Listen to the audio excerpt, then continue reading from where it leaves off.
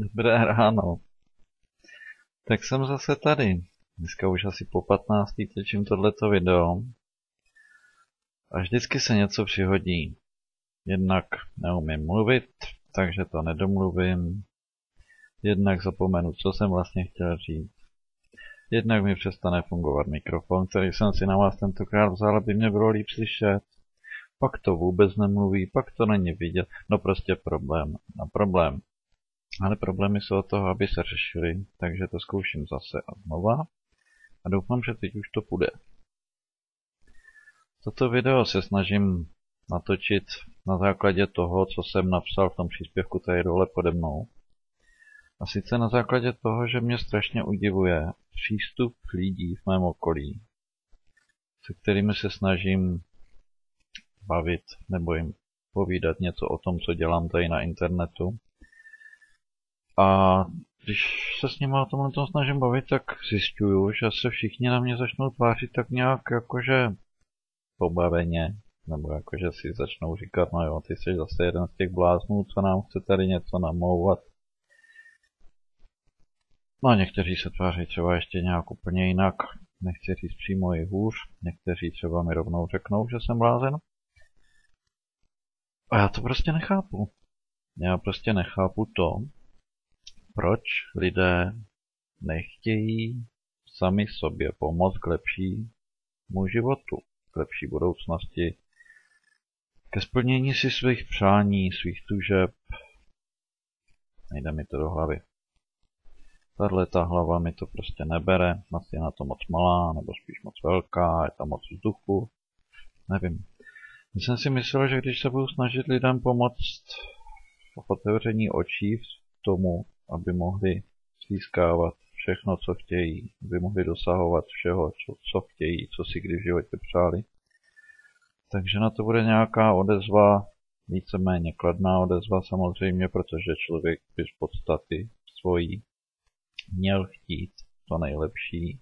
A když mu někdo chce ukázat nebo ukazuje, jak to udělat, aby dosáhl toho nejlepšího, tak teda já nevím, já osobně bych z toho měl radost, jakože z toho mám radost, když během posledního roku jsou lidé, hlavně tady na internetu, kteří mi ukazují, jak to dělat, jak změnit své myšlení, jak postupovat, jak si začít uskutečňovat svoje cíle.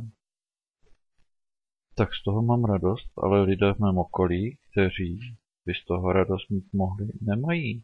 Teda aspoň já mám ten pocit. Jednak téměř žádná odezva na to, co dělám. Druhák, jak už jsem řekl, lidi se na mě dívají jako na blázna. Asi tomu opravdu nerozumím. Asi jsem opravdu z jiného světa, nebo jsem tolik naivní. Nevím. Každopádně nepřestanu. To vám můžu slíbit. Nepřestanu už kvůli sobě. Protože já vím, že to funguje. Já to sám na sobě zažívám poslední rok. A takže všechno to, o čem tady píšu, o čem píšu svoje knihy, co tady vytvářím na internetu, je prostě k něčemu dobré. Jenom hod asi musím počkat na to, až potkám někoho, až potkám ty lidi, kteří o to opravdu budou mít zájem a budou to chápat. Nebo na to budou mít jiný názor, ale budou chápat, o čem to je. A třeba mi to dají najevo nějakým jiným způsobem, než tím, že mi dají najevo, že jsem blázen. To neříkám vůbec, protože by se mě to nějak dotýkalo. Protože si myslím, že lidi znám, tak mě vůbec nic nepřekvapuje na nich. Teď si dost odporuju, protože mě překvapuje to, jak lidi reagují na tuto práci. Ale ve své podstatě mě to vlastně nepřekvapuje, jak jsem se chvíli řekl. Nicméně, děkuji vám za to, že jste tohleto zhlédli a zároveň děkuji i těm případným lidem, kteří se tímto začnou zabývat, nebo kteří se tím již zabývají a mají na to svůj názor, že mi ho třeba i sdělí.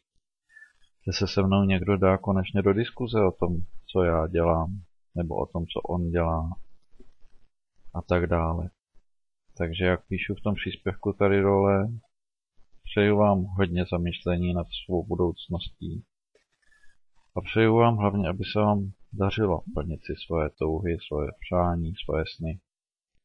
Protože vám můžu dosvědčit, že to je skutečně nádherná věc, když si uvědomujete, že to, co děláte, že jak jdete krůček za krůčkem za svým cílem, tím cílem, aspoň v mém případě, je štěstí, bohatství a tak dále, což je, myslím, cílem každého člověka na zemi.